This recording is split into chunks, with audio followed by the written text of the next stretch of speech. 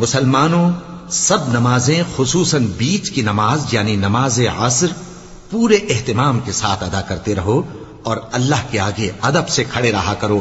پھر اگر تم خوف کی حالت میں ہو تو پیادے یا سوار جس حال میں ہو نماز پڑھ لو.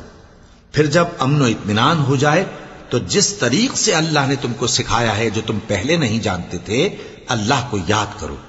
اور جو لوگ تم میں سے مر جائیں اور عورتیں چھوڑ جائیں وہ اپنی عورتوں کے حق میں وصیت کر جائیں کہ ان کو 1 سال تک خرچ دیا جائے اور گھر سے نہ نکالی جائیں.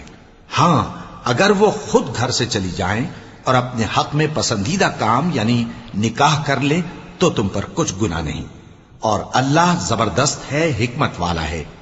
اور مطلقہ عورتوں کو بھی دستور کے مطابق نان و نفقہ دینا چاہیے. پرہیزگاروں پر یہ بھی حق ہے. اسی طرح اللہ اپنے احکام تمہارے لیے بیان فرماتا ہے تاکہ تم